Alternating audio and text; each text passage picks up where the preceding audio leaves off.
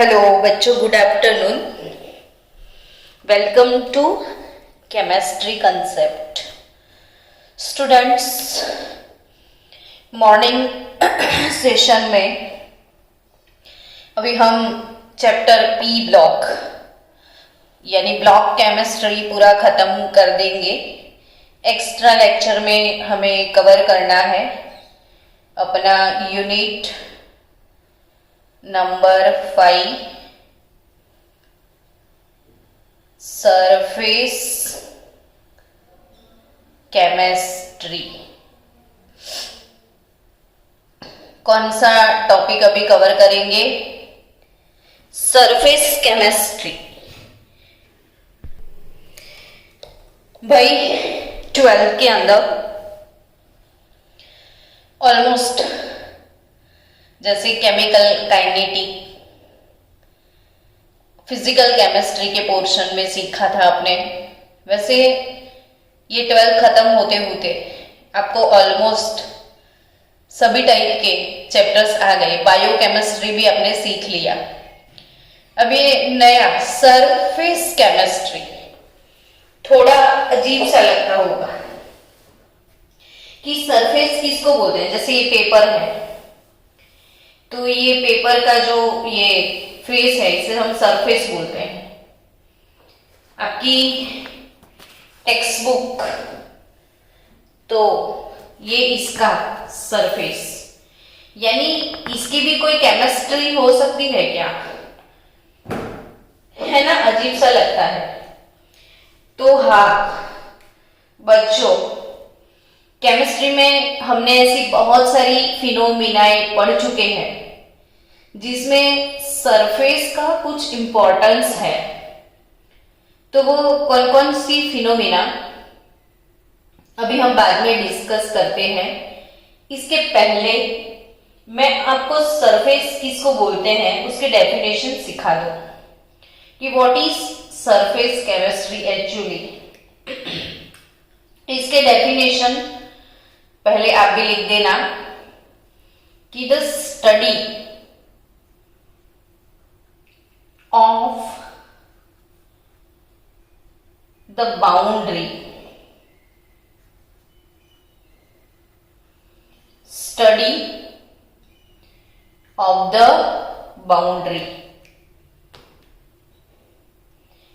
कैसी boundary? The study of the boundary, but कैसी boundary, कौन सी बाउंड्री? तो ये बाउंड्री का डेफिनेशन समझो कि सेपरेटिंग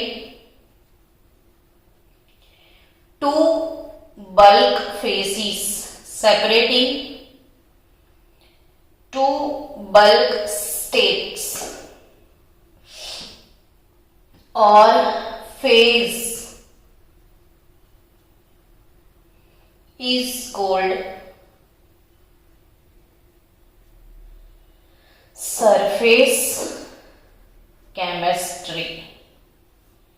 तो सरफेस केमिस्ट्री का सबसे पहले आज हमें सीखना है डेफिनेशन कि भाई व्हाट इज सरफेस केमिस्ट्री, है ना। तो डेफिनेशन कि the study of the boundary separating two bulk state और phase is called surface chemistry. अभी भी मैडम दिमाग में नहीं घुसा, कोई बात नहीं।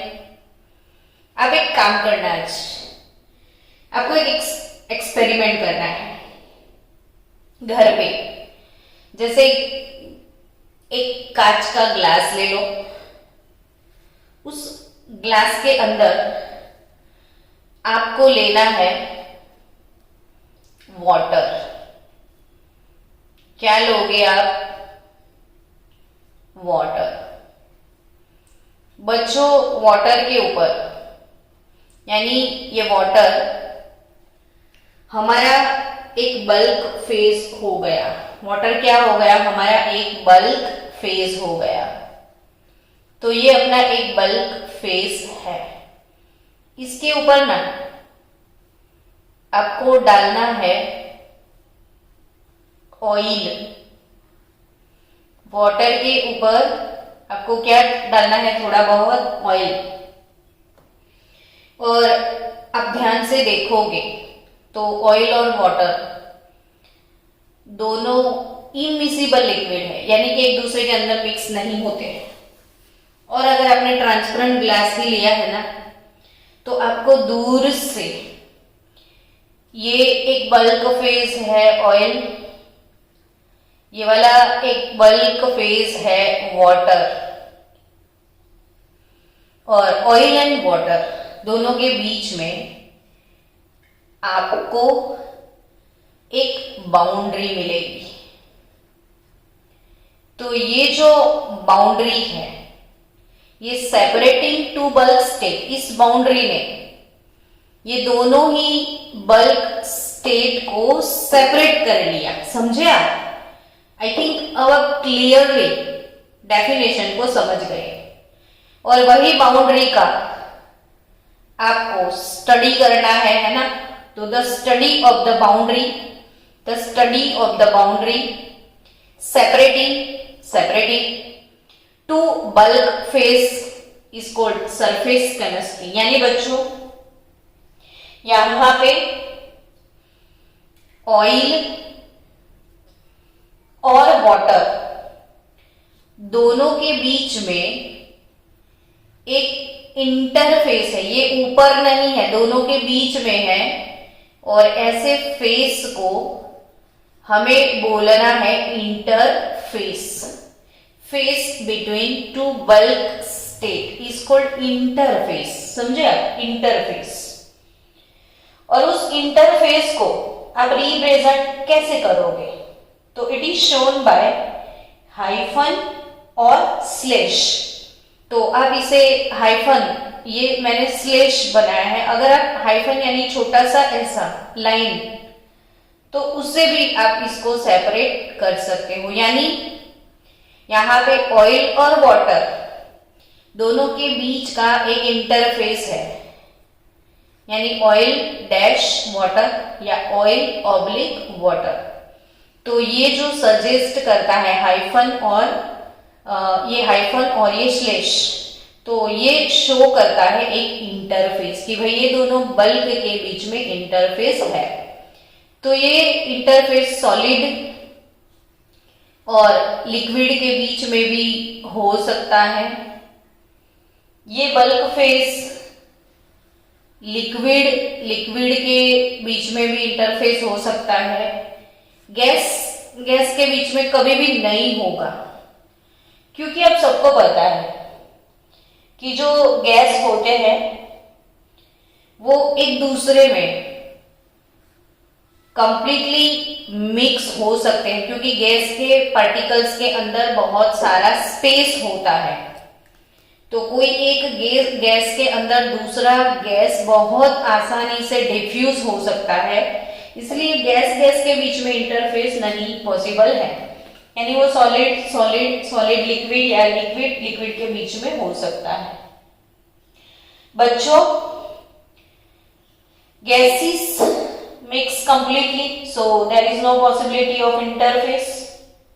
एंड आगे ये जो बल्क फेज है वो क्या हो सकते हैं? तो आप याद रखना कि बल्क फेज में भी प्योर सॉलिड, बल्क फेजेस में भी प्योर सॉलिड और सॉल्यूशन, या तो वो प्योर सॉलिड भी हो सकते हैं या कोई सॉल्यूशन भी हो सकते हैं। ठीक है? अब नेक्स्ट, ये इंटरफेस कैसा होता है, किस चीज से ये इंटरफेस बनता है, और इंटरफेस की ये जो थिकनेस है वो किस चीज पे डिपेंड करती है। तो बच्चों, अगर ये ऑयल और वाटर के बीच में कोई इंटरफेस है तो ऑब्वियसली इसमें थोड़े बहुत मॉलिक्यूल ऑयल के होंगे और थोड़े बहुत मॉलिक्यूल इसमें वाटर के भी होंगे। समझे? तो ये जो इंटरफेस है वो interface interface is nothing but layer of bulk phase consisting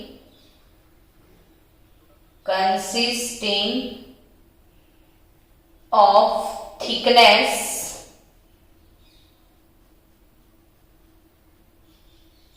of several molecules।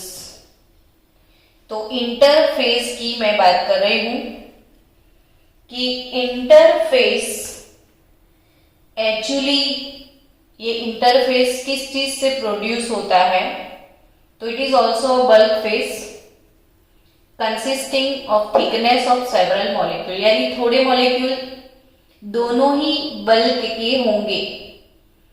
अब इसकी थिकनेस किस चीज पे डिपेंड करेगी, तो उसकी थिकनेस डिपेंड करेगी साइज ऑफ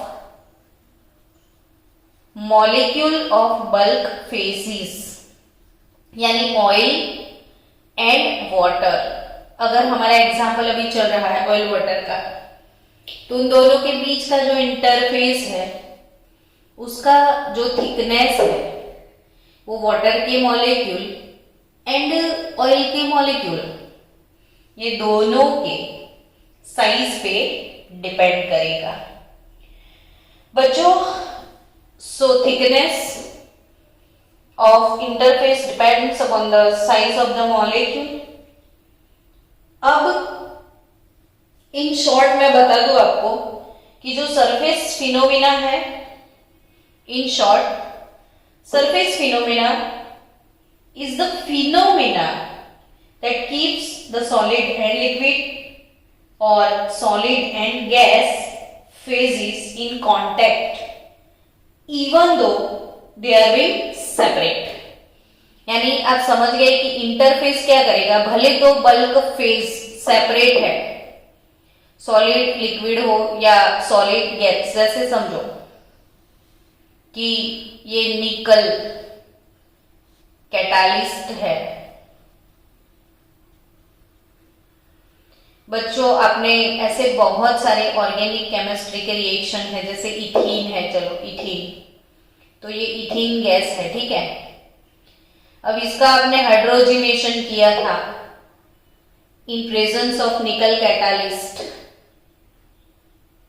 हाइड्रोजन गैस लिया था, तब इसका पाई बॉन्ड ब्रेक हो जाता है और इसके अंदर हाइड्रोजन ऐड हो जाता है। तो यहाँ पे जो निकल वर्क करता है एज अ कैटालिस्ट, तो ये तो एक सॉलिड सरफेस होगा ना, पाउडर होगा। अब ये सॉलिड पाउडर है, वो ये हाइड्रोजन गैस को अपनी सरफेस पे एब्जॉर्ब करेगा और ये वाले गैस को भी अपनी सरफेस पे एब्जॉर्ब। समझ लो कि ये निकल कैटालिस्ट है और छोटा सा पार्टिकल है निकल का। मैंने ये वाला शेप बना, भी ये वाला शेप बना भी, कोई बात नहीं, मैंने निकल कैटालिस्ट यहां से फिर से ड्रॉ कर लिया, और ये वाला भी समझ लो कुछ भी। तो ये हाइड्रोजन गैस के पार्टिकल इसकी सरफेस पे ऐसे एब्जॉर्ब हो जाएंगे और इसके गैस के भी एब्जॉर्ब हो जाएंगे। समझो कि कोई भी गैस के पार्टिकल निकल कैटालिस्ट पे एब्जॉर्ब हुए, तो ये जो इंटरफेस है या सरफेस है वो सॉलिड ऑब्लिक गैस का होगा, है ना। तो हाइड्रोजन गैस ऊपर भले बल्क फेज पे है, वो सॉलिड है, लेकिन ये जो सरफेस है ये एक दूसरे को कांटेक्ट में रखेंगे। सरफेस का काम क्या है, ऑयल एंड वाटर दोनों को कांटेक्ट में वो रखा हुआ है। यानी इंटरफेस का रोल क्या है, सरफेस फिनोमिना का रोल क्या है, तो surface phenomena is the phenomena that keeps the solid and liquid और liquid and gas phases in contact even though they are being separate। Now बच्चों, अब आप बोलोगे हमें ये क्यों पढ़ना, तो ऐसी कोई फिनोमिना आपको याद है जो आप तक ने, मतलब आप लोगों ने अब तक कोई भी चैप्टर में ये पढ़ी है, ऐसा कुछ याद है? तो सरफेस फिनोमिना के मैं आपको एग्जाम्पल याद करवाऊं और एक एक एग्जाम्पल को हम समझेंगे, तब आपको एग्जैक्टली याद आ जाएगा कि यस मैडम, यस ये सरफेस फिनोमिना है, हमें समझ में आ गया है ना। तो स्टूडेंट्स देखो, एक फिनोमिना थी डिसोल्यूशन। डिसोल्यूशन, अब डिसोल्यूशन मतलब क्या? तो जैसे आपके पास दो बाउल है, दोनों ही बाउल में आपके पास सॉल्वेंट है, सोच लो बिना सॉल्वेंट वाटर है ना। अब इस वाटर में यहां पे मैंने साकर, हम बोलते हैं ना साकर का एक बड़ा सा ऐसा पीस मैंने इसमें डाल दिया है, और यहां पे मैंने पाउडर किया हुआ शुगर डाला है, इसमें मैंने पाउडर्ड शुगर डाल दिया। आपके घर पे समझ लो कि गेस्ट आए हैं और आपको नींबू शरबत बनाने की इच्छा है। मेरे घर पे शुगर का पाउडर अवेलेबल था, मैंने इसमें शुगर पाउडर डाल दिया। ये फिर दूसरे गेस्ट आए, या समझ लो कि शुगर पाउडर अवेलेबल नहीं है, साकर का एक बड़ा सा पीस है, मैंने इसे पानी में डाल दिया। अब इन दोनों में से फास्ट डिसोल्यूशन किसका होगा? तो हंसते हंसते आप हंस रहे होंगे, बीकर 1 में या बीकर 2 में। तो ऑब्वियसली बच्चा जानता है कि बीकर 2 का डिसोल्यूशन फास्ट होने वाला है, क्यों कि ये पार्टिकल फॉर्म में है। अब ये बहुत बड़ा पीस है और ये पार्टिकल है, तो क्या क्यों ये पार्टिकल साइज में जल्दी डिसोल्व हो गया? तो बच्चों कि इसके पास कितना सरफेस है, ये देखो कांटेक्ट सरफेस, पानी के कांटेक्ट में आने वाला सरफेस इतना ही है, और इसमें पाउडर हो गया। तो पाउडर होने के बाद हर एक पार्टिकल का सरफेस पानी को मिलेगा, यानी कांटेक्ट सरफेस एरिया इसमें लेस कांटेक्ट सरफेस एरिया है, और पाउडर फेज में कांटेक्ट सरफेस एरिया बहुत ज्यादा है, यानी पानी इसके चारों तरफ कांटेक्ट कर सकता है, इसके चारों तरफ कांटेक्ट कर सकता है, यानी पाउडर फॉर्म में कांटेक्ट सरफेस एरिया इंक्रीज हो गया, तो डिसोल्यूशन फास्ट हो गया। यानी कोई भी चीज को आप पाउडर फॉर्म में डिसोल्व करोगे तो बहुत अच्छे से डिसोल्व हो जाता है, और बड़ा वाला पीस डालोगे तो सरफेस एरिया बहुत कम मिलेगा। यानी आप समझ चुके हो कि डिसोल्यूशन यानी हमारा एक चैप्टर है सॉल्यूशन। सॉल्यूशन यानी सॉल्यूट और सॉल्वेंट, वो दोनों के बीच में एक अट्रैक्टिव इंटरेक्शन होने के बाद, वो दोनों एक दूसरे के अंदर मिक्स होने के बाद होमोजीनियस मिक्सचर प्रिपेयर कर लेते हैं, तो वो सॉल्यूशन बन जाता है। तो वही फिनोमिना है डिसोल्यूशन। तो ये डिसोल्यूशन फास्ट हुआ, रीजन बीइंग सरफेस एरिया इसका ज्यादा है, यानी एक सरफेस फिनोमिना है। चलो दूसरा कोई सरफेस फिनोमिना है जो केमिस्ट्री में आपने सीखा, तो डिसोल्यूशन का ऑपोजिट प्रोसेस, डिसोल्यूशन का ऑपोजिट प्रोसेस, ऐसा तो कभी सुना ही नहीं मैडम। डिसोल्यूशन का ऑपोजिट प्रोसेस क्या होता है? क्रिस्टलाइजेशन। क्रिस्टलाइजेशन। तो क्रिस्टलाइजेशन या डिसोल्यूशन का ऑपोजिट प्रोसेस है। क्रिस्टलाइजेशन क्या? तो वही कि पाउडर जो है इसको हॉट वाटर में या कोई भी सॉल्वेंट में डिसॉल्व करके एक सैचुरेट सॉल्यूशन बनता है और उस सैचुरेट सॉल्यूशन को रूम टेम्परेचर पे कूल डाउन करोगे तो सैचुरेट सॉल्यूशन का रूम टेम्परेचर पे जब कूल डाउन होता है तो इसके क्रिस्टल्स ऐसे बनने लग जाते हैं। तो क्रिस्टलाइजेशन भी सरफेस पे ही डिपेंड करता है। तो ये भी एक सरफेस फिनोमेना है। फिर आपको याद में करवा दूं, इलेक्ट्रोकेमिस्ट्री में हमने बहुत सारे इलेक्ट्रोड्स के बारे में पढ़ा था। इलेक्ट्रोड्स यानी एनोड और कैथोड। और एनोड वो था जिसकी सरफेस पे ऑक्सीडेशन होता था, कैथोड वो था जिसकी सरफेस पे रिडक्शन होता। मैं ऐसे प्रेशराइज करके वर्ड बोल रही हूँ, सरफेस सरफेस, ताकि आपको समझ में आए कि सरफेस फिनोमिना है। तो ऑक्सीडेशन, एनोड, कैथोड, इलेक्ट्रोड जो है उनकी सरफेस पे ऑक्सीडेशन रिडक्शन होते थे। यानी बच्चों ये भी एक सरफेस फिनोमिना है। देन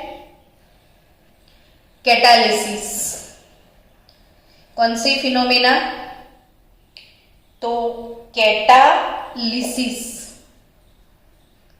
अभी अभी तो बोला कि निकल, platinum, palladium, ion, ion oxide, CrO3, Cr2, ये ऐसे कितने सारे मेटल और मेटल ऑक्साइड को हमने कितने सारे रिएक्शन में एज अ कैटालिस्ट लिखा था।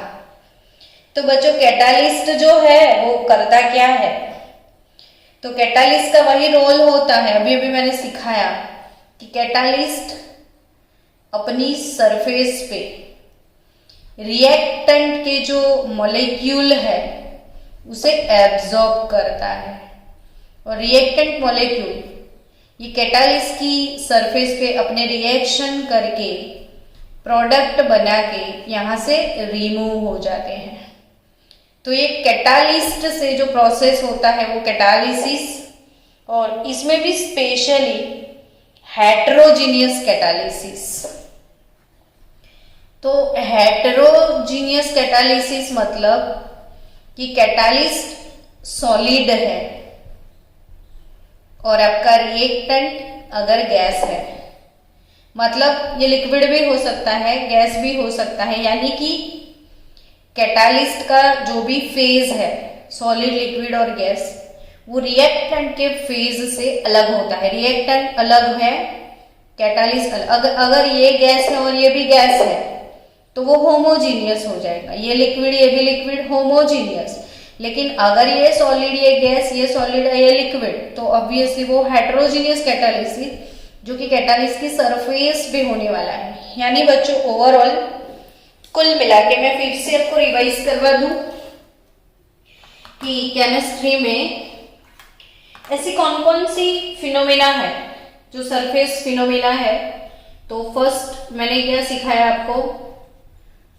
डिसोल्यूशन। सेकेंड मैंने आपको सिखाया क्रिस्टलाइजेशन। थर्ड मैंने आपको सिखाया catalysis, heterogeneous catalysis.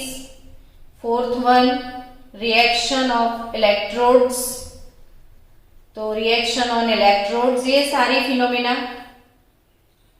Surface phenomena है, जिसमें सरफेस पे डिपेंड करेगा रिएक्शन पूरा पूरा। तो इसीलिए तो अब इसका स्टडी भी करते जाओ 12 खत्म होने से पहले, है ना। तो ये सारी सरफेस फिनोमिना है। और भी बहुत अच्छी सरफेस फिनोमिना पढ़ी थी, पता नहीं मैं कैसे भूल गई लिखना। कोरोजन, बच्चों कोरोजन पढ़ा था ना इलेक्ट्रोकेमिस्ट्री चैप्टर में लास्ट में, कि मेटल जो भी है उनकी सरफेस पे ये गैल्वेनिक सेल बनते थे, आयन की सरफेस पे गैल्वेनिक सेल बने थे, इलेक्ट्रॉन प्रोसेसेस हुई थी और उसका रस्टिंग होता है तो वो भी सरफेस पे होता है। तो corrosion is also a surface phenomena. Student, तो the study of surface phenomena is useful in industry, analytical chemistry and in your everyday life. Everyday life में जैसे लेमन जूस बनाया तो पाउडर शुगर यूज किया, हर जगह हम ये चीज फिनोमिना यूज करते हैं अपनी डे टू डे लाइफ में, है ना। चलो, अब सरफेस कैसा होना चाहिए, कैरेक्टरिस्टिक्स ऑफ सरफेस। आपका सरफेस कैसा होना चाहिए, चलो वो सीखते हैं। तो the surface should be pure.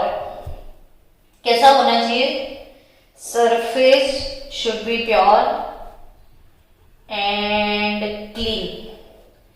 Surface का, जिस सरफेस का आपको स्टडी करना है वो एकदम प्योर होना चाहिए, क्लीन होना चाहिए। और आपको तो पता है कि मेटल का सरफेस कभी भी क्लीन नहीं होता है। क्यों? तो आपने अभी अभी अपने घर पे कॉपर का कोई भी एक बड़ा सा लोटा है या कुछ भी पूजा के लिए हम नहीं वो लोटा यूज करते हैं ऐसे कॉपर का, तो अभी उसको साफ करके एकदम रखा है मस्त, तो चमकता होगा, लस्टर होगा बहुत सारा इसकी सरफेस पे। लेकिन 2 दिन ऐसे पड़ा रहेगा तो उसकी सरफेस पे ऑक्सीडेशन होगा एटमॉस्फेरिक मॉइस्चर और ऑक्सीजन की वजह से, और पूरा डल सरफेस हो जाएगा, यानी ये सरफेस क्लीन नहीं है। तो कोई भी मेटल के सरफेस को या कोई भी सरफेस को क्लीन और प्योर अगर आपको चाहिए तो उसको एयर से दूर रखना पड़े, जहां से हवा बिल्कुल ना लगे उसको। तो वो हवा ना लगे, तो ऐसे कैसे हवा ना लगे, तो बिना हवा जहां पे बिल्कुल भी एयर नहीं होता उसे लोग वैक्यूम बोलते हैं, है ना। क्या? थोड़ा भी एयर अगर नहीं है तो उसे हम क्या बोलेंगे, वैक्यूम। और जो वैक्यूम यानी जहां पे एयर है ना, तो एयर कितना है वो प्रेशर से पता चलता है। एयर प्रेशर करती है और प्रेशर का यूनिट पास्कल है ना। और वैक्यूम यानी बहुत ही कम एयर या जीरो एयर, तो प्रेशर बहुत ही लो होगा। तो वैक्यूम का मतलब कितने हाई पास्कल प्रेशर पे इसे स्टोर किया जाए, वैक्यूम यानी 10⁻⁸ to 10⁻⁹ पास्कल जितना हाई वैक्यूम क्रिएट करना होता है मेटल को क्लीन रखने के लिए या उसके सरफेस को एकदम प्योर रखने के लिए। यानी मेटल को एटमॉस्फेयर में खुला छोड़ दो, उसको हवा लग गई तो उसका रस्टिंग हो जाएगा, यानी इसका सरफेस प्योर नहीं रहेगा। तो प्योर एंड क्लीन सरफेस के लिए इसे हाई वैक्यूम में स्टोर किया जाता है जहां पे बिल्कुल उसको हवा ना लगे। और वो वैक्यूम कितना पास्कल प्रेशर वाला, तो 10⁻⁸ to 10⁻⁹ पास्कल प्रेशर पे वैक्यूम में मेटल को स्टोर किया जाता है।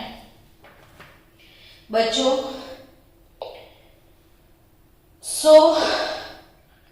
मेटल को एयर से फ्री रखना होता है, एयर से दूर रखना होता है। तो अब ये वाले यूनिट की कब से मैं तो इंट्रोडक्शन आपको सिखा रही थी, अभी तो स्टार्ट ही नहीं किया ना चैप्टर। तो इंट्रोडक्शन में हम क्या सीखने वाले हैं?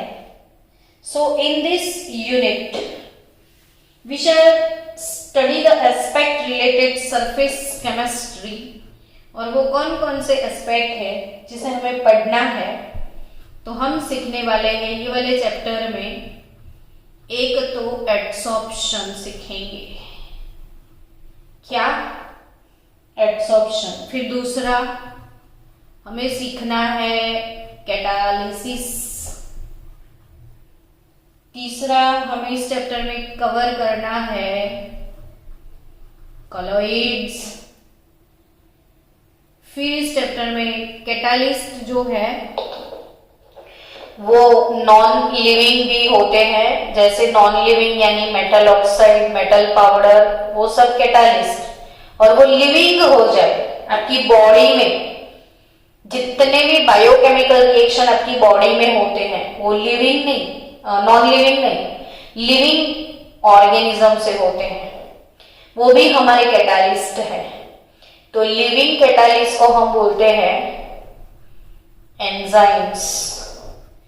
तो ऑल टुगेदर सरफेस केमिस्ट्री के इतने एस्पेक्ट है जो हमें इस चैप्टर में पढ़ने हैं, और वो है adsorption, catalysis, colloids and enzymes. तो शुरू किया जाए।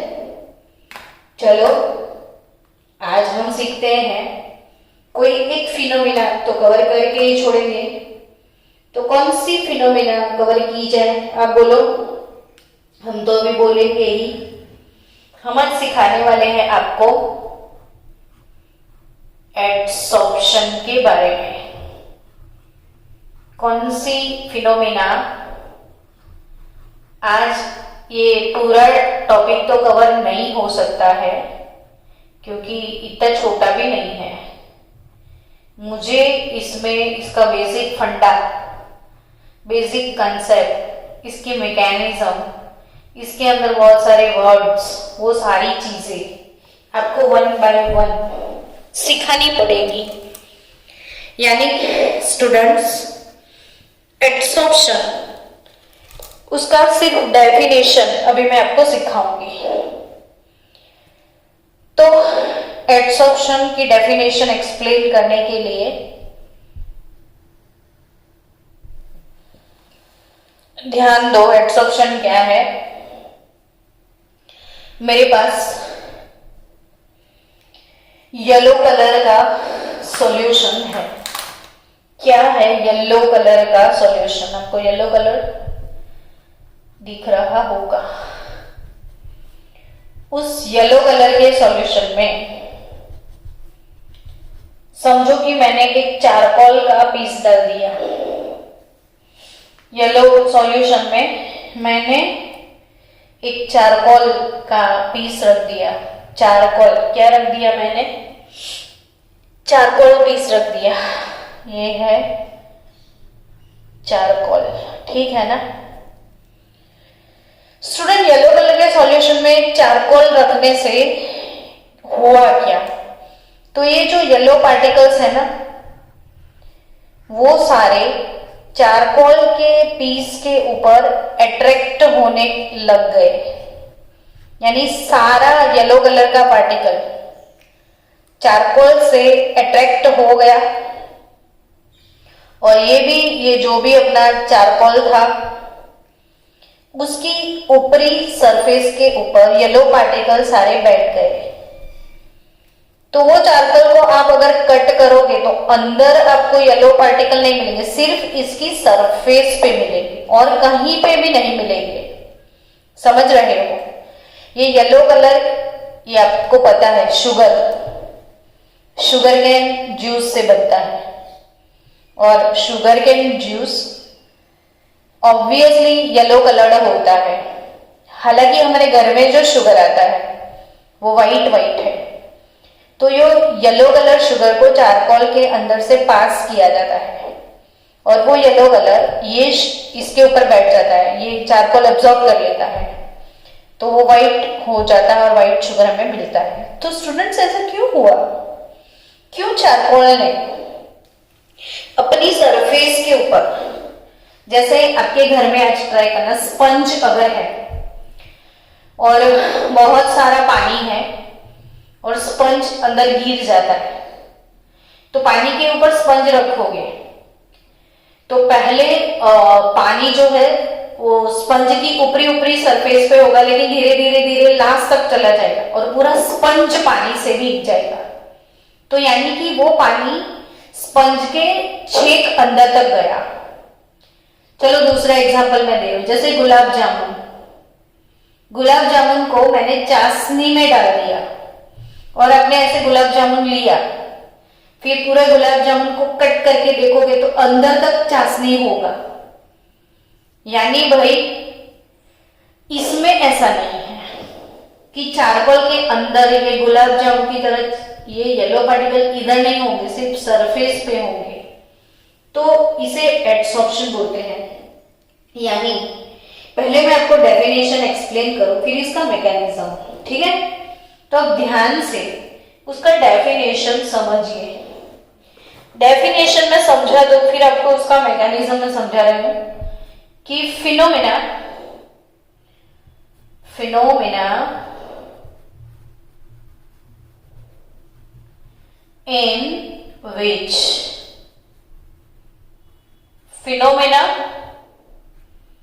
in which the molecules, यानी येलो कलर समझो, आप मन में इमेजिन करो कि the yellow colour particle are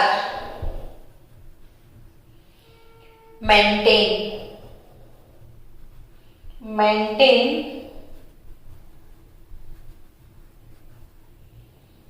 on the solid or liquid surface. Phenomena in which the yellow molecules are maintained on the surface of solid charcoal. तो maintain on the solid and liquid surface, and the concentration of molecule and the concentration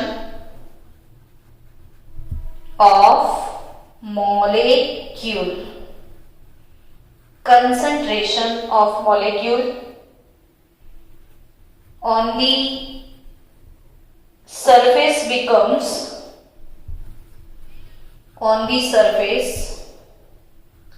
become more than the concentration of the molecule in the bulk is called adsorption. यानी ऐसी phenomena कि ये bulk phase में इसका concentration है सिर्फ ऊपरी सतह पे, सिर्फ उसके सरफेस पे एब्जॉर्ब हो जाए, है ना? तो इस फिनोमिना को हमें बोलना है एडसॉर्प्शन। फिर से कि the phenomena in which the molecule, ये मॉलिक्यूल आर मेंटेन, यानी अट्रैक्ट होते हैं और मेंटेन कर दिया जाता है ओनली सरफेस पे, और सरफेस लेवल पे इतना कंसंट्रेशन होता है, बल्क एरिया में उतना कंसंट्रेशन नहीं होता है, तो उसे बोलते हैं हम एडसॉर्प्शन। अब क्वेश्चन राइज होता है, ऐसा क्यों होता है?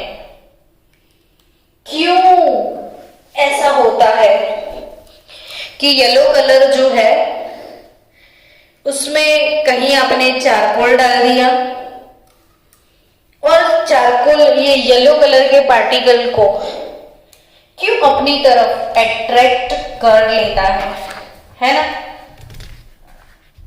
स्टूडेंट्स, आपको एक चीज पता होगी कि आपके पास वो मिट्टी से बना हुआ इतना, वो इसको क्या बोलते हैं, डोंट नो, तो इतना ये जमीन के अंदर से मिट्टी का कड़क पोर्शन ले लो और थोड़ा सा अगर पानी कहीं पड़ा है तो उस पर डाल दो, तो ये मिट्टी इतना फास्ट पानी को एब्जॉर्ब करने लग जाएगा। चलो ये इसके ऊपर ऐसे ड्रॉप बाय ड्रॉप पानी डालो, तो जैसे ही इसके ऊपर पानी डालोगे ना, वो अंदर की तरफ एब्जॉर्ब खींचेगा अंदर, आवाज भी आएगी जोर जोर से। आपके घर में मिट्टी से भरे हुए अगर वो पॉट्स हैं तो जिसमें प्लांट लगाए हैं, तो वही एकदम ड्राई है और आपने पानी डाला तो वो सटासट अंदर नीचे की तरफ एब्जॉर्ब कर लेते हैं और पानी अंदर चला जाता है, आवाज आती है। स्पंज पानी में डालो तो पानी तुरंत स्पंज के अंदर तक जाता है, तो क्यों ऐसा होता है कि वो अंदर की तरफ खींचते हैं कोई भी चीज इनके ऊपर। जैसे आपके पास चौक है, तो चौक के ऊपर जैसे आप इंक का एक ड्रॉप डालोगे तो चौक इंक का ड्रॉप अंदर की तरफ एब्जॉर्ब करेगा।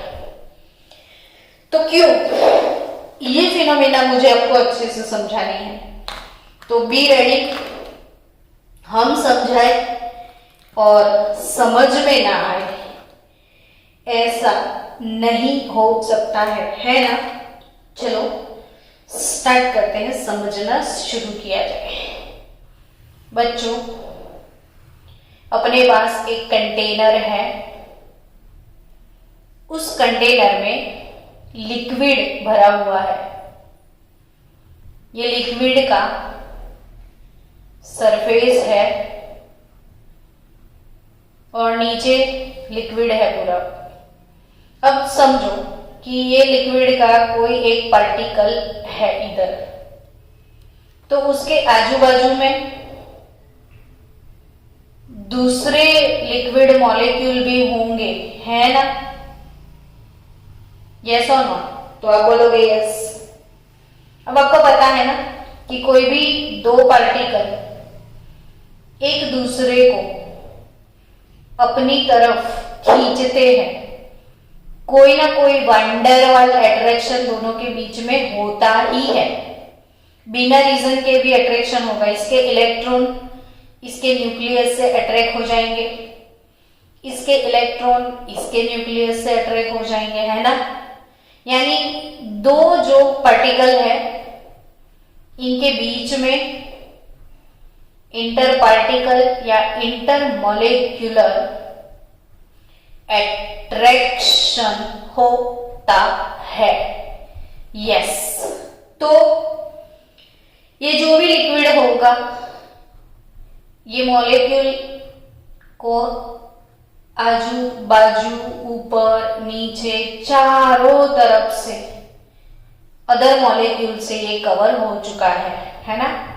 यानी उसको चारों डायरेक्शन से, अंदर वाले मॉलिक्यूल को चारों डायरेक्शन से सेम टाइप का अट्रैक्शन फील होते हैं। सेम अट्रैक्शन अंदर की तरफ फील होता है।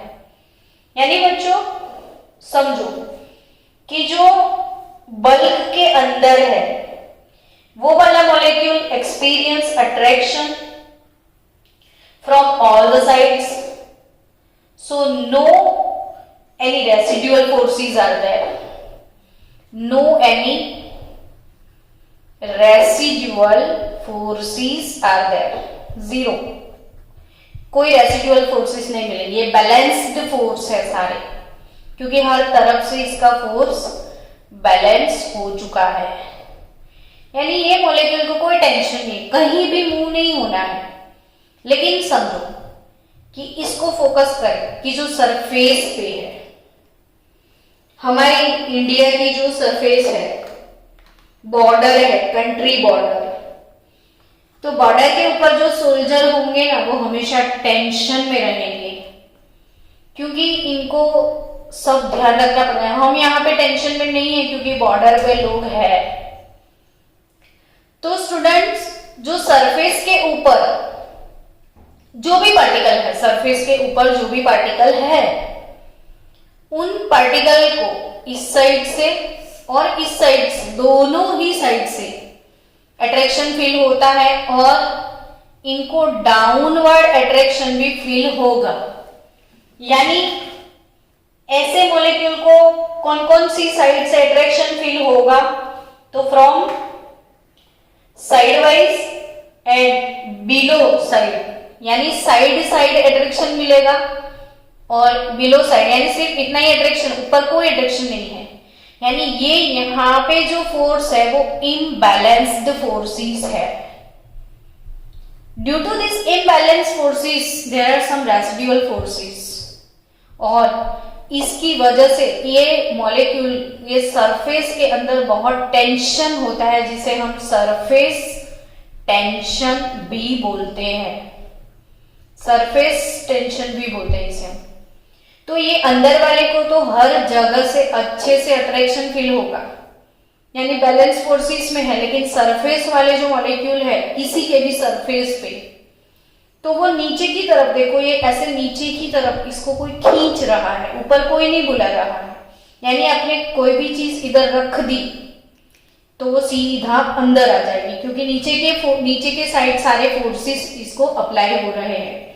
तो जो भी सरफेस पे आया सीधा अंदर गया, ड्यू टू दिस, क्योंकि इसके ऊपर कोई मॉलिक्यूल इसको अट्रैक्ट नहीं करेंगे, सिर्फ साइड पे और नीचे की साइड इसको अट्रैक्शन फील होगा। सो ड्यू टू दैट कोई भी सरफेस पे आप कुछ भी डालो तो वो अंदर की तरफ खींचेगा, अंदर की तरफ अट्रैक्शन फील करेगा, और इसी को हम बोलते हैं एड्सॉर्प्शन।